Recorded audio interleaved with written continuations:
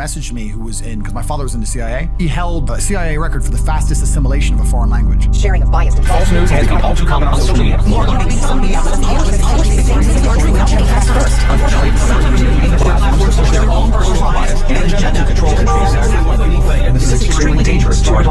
It's just a grotesque postmodern psyop, and anyone who's fallen for this is brain damaged. It's bad, right? And I really want to be that person that reaches the other side, because Democrats, they're horrible at their jobs, right? They do a lot of shitty things, although I'll vote for them all the time.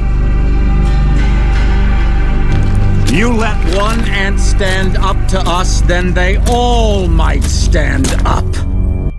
Today we're going to delve into a topic that has captured the attention of truth seekers and conspiracy theorists alike: controlled opposition. So what exactly is controlled opposition? In simple terms, it refers to individuals, groups, or organizations that seemingly oppose a certain system or narrative while covertly working within the confines of that same system. Divide and conquer is a vital social strategy that has been utilized throughout history.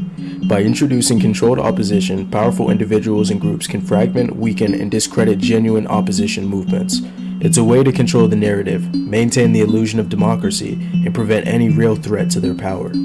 Controlled opposition can take various forms. It could be a charismatic figurehead who attracts followers such as Andrew Tate, a well-funded organization promoting specific agendas such as BLM, or even media outlets presenting a limited range of viewpoints.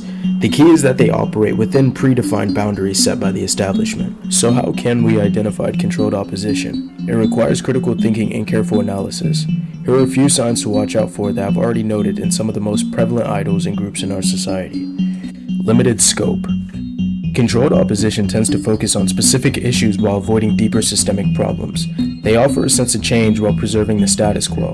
A great example of this would be Fox News. Fox constantly keeps their audience in a political loop of outrage. The woke Eminem segment has been memed to death, along with other non-issues. Tucker Carlson of Fox News has even been exposed for harboring anti-Trump sentiments that have contrasted his views on air. Lack of genuine progress. Despite their efforts, controlled opposition often fails to achieve meaningful change or significantly challenge the existing power structure.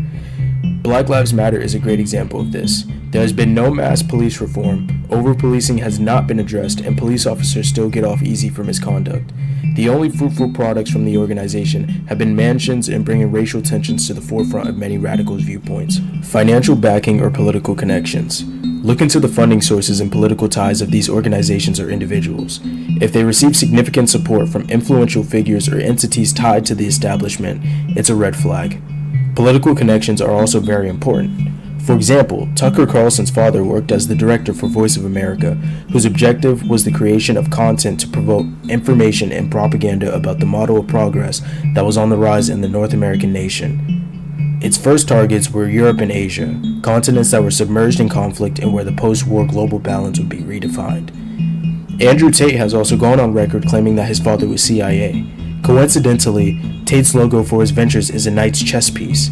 This exact same piece is used for the logo for the Psychological Operations Branch of the United States military, also known as PSYOP. Another tactic used by controlled opposition is the manipulation of social media. They exploit algorithms, create accounts, and create controversy to influence public opinion and drown out opposing voices. Once again, people like Andrew Tate and countless other celebrities and figures have used this method to grow their influence. Tate even offered discounts to Hustlers University by incentivizing his fans to create pages to share his clips. And once again, you have to ask yourself, what has he done to go against the establishment besides talking in his podcast and selling Hustlers University? Has he done any real-world protests? Has he gone directly against the establishment? Has he made his own platform? Has he encouraged anybody to do anything besides work harder, escape the rat race by creating a drop shipping business and paying for my course so I could tell you how to do it? Everything he says is just chasing luxuries and consumerism, which ironically is the Matrix. Another angle of it too is that a lot of political figures and commentators are either bought off by large organizations parties in our political system or even individuals in order to spread certain ideologies, whether or not they agree with them. At the time of this recording, my TikTok is currently banned, but I had a video that went viral talking about how these commentators are normally starting off as entertainers and then going into the political space, whether or not they're hired. For example, Candace Owens and Tomi Lahren were found on Find Talent websites for actors.